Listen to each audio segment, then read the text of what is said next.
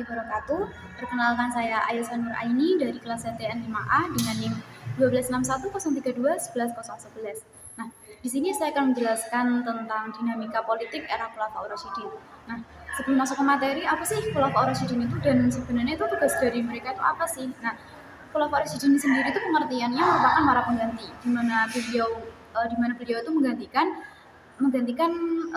posisi pemerintahan atau posisi kepemimpinan setelah Nabi Muhammad wafat untuk menjalankan roda pemerintahan selanjutnya. Kan nggak mungkin ya kalau misalnya Nabi wafat terus tiba-tiba sistem pemerintahan selesai, itu kan nggak mungkin, jelas nggak akan terbentuk suatu negara ya kan.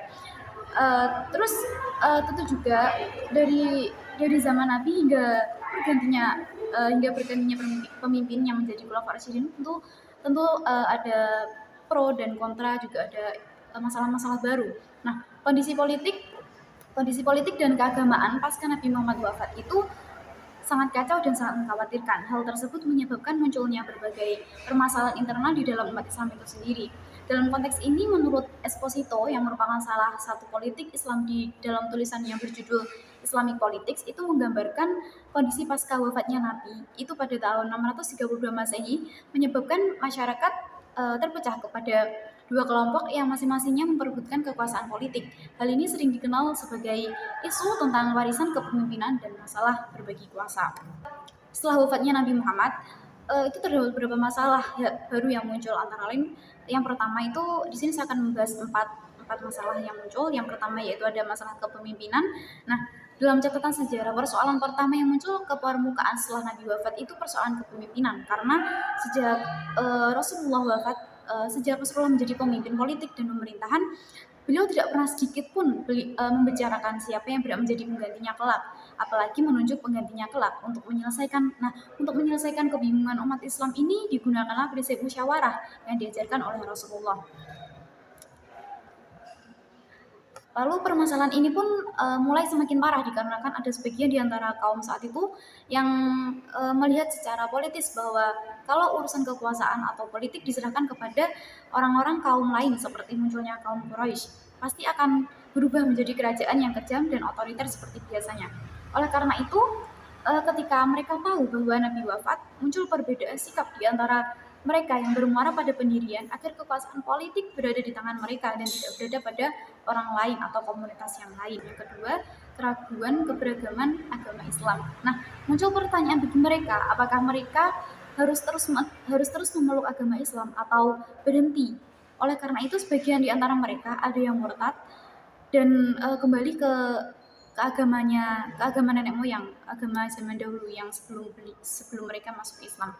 Nah, yang ketiga itu ada perdebatan masalah kepemimpinan oleh kaum Ansor dan Quraisy. Permasalahan yang muncul ialah orang-orang Ansor merasa riskan dengan orang-orang Quraisy atau Muhajirin jika persoalan kekuasaan diserahkan kepada orang-orang Muhajirin. Nah, dari hal ini kita bisa menyampaikan bahwa rupanya memang tidak bisa dihindarkan bahwa di sana ada semacam persaingan untuk meraih jabatan kepemimpinan. Nah, dampak dari persaingan ini muncul perbedaan pendapat di antara orang-orang Muhajirin dan Ansar tentang masalah kekuasaan atau politik. Orang-orang Muhajirin menegaskan bahwa mereka adalah para pemimpin dan orang-orang Ansar adalah para menteri. Setelah adanya pernyataan tersebut, orang-orang Ansar kemudian bereaksi dan menegaskan bahwa kepemimpinan bukanlah hak mereka saja, tetapi juga hak orang Ansar. Dan jika hal ini tidak ada kesepakatan, maka masalah kepemimpinan harus berada pada dua komunitas. Masalah yang keempat itu ketidakadilan bagi orang-orang yang termasuk ke dalam laisu min al-sabiqina fi al-Islam.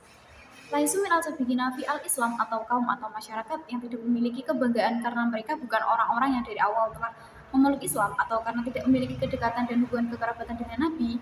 Nah, dari pembagian tersebut dengan jelas bahwa secara politis mereka tidak memiliki peluang untuk menjadi pemimpin atau khalifah. Hal ini tuh dibuktikan setelah Abu Bakar terpilih menjadi pemimpin. Mereka secara diam-diam itu ternyata melakukan penentangan dan tidak mengakui kepemimpinan Abu Bakar. Oleh karena itu, mereka melakukan upaya pemisahan atau separatis dan menyatakan tidak akan loyal kepada pemimpin Abu Bakar. Bahkan mereka menyatakan tidak akan mengeluarkan zakat karena mereka mengira zakat itu seperti upeti. Nah, selain itu, mereka juga tidak senang kalau masalah kepemimpinan itu berada pada orang-orang Quraisy. karena hal ini itu dianggap sebagai merampas kemerdekaan mereka dan sebagai bentuk pemaksaan di bawah kekuasaan orang-orang Quraisy dengan mengatasnamakan agama atau bisa dikatakan mempolitisasi agama. Nah, kondisi krisis ini terjadi di beberapa wilayah di antaranya itu ada Mekah dan Taif, yang kemudian ternyata permasalahan itu sudah merebak kemana-mana. Di antara kabilah-kabilah lain tuh sudah mengetahui, termasuk kabilah yang berada di pedalaman. Sehingga hal ini tuh berimplikasi pada tidak adanya kestabilan politik di pusat pemerintahan di Madinah. Di Mekah pun juga telah terjadi goncangan, sebagian masyarakatnya akan melakukan murtad. Tetapi kejadian ini bisa diatasi berkat tampilnya seorang sahabat Nabi yang bernama Suhail bin Amr yang dengan tegas menyatakan bahwa kematian Nabi itu tidak akan melemahkan kekuatan umat Islam, bahkan justru harus semakin kuat. Siapa saja yang menyatakan kuat dari agama Islam atau murtad, maka ia akan dipenggal lahirnya. Nah, sikap tegas inilah yang membuat para orang-orang itu merasa takut untuk murtad dan akan membatalkan niatnya, dan bahkan kesadaran mereka itu semakin tumbuh untuk tetap teguh pendirian di dalam beragama Islam. Nah, di wilayah lain itu seperti di Taif, kondisinya juga tidak jauh berbeda dengan di Madinah dan di Mekah.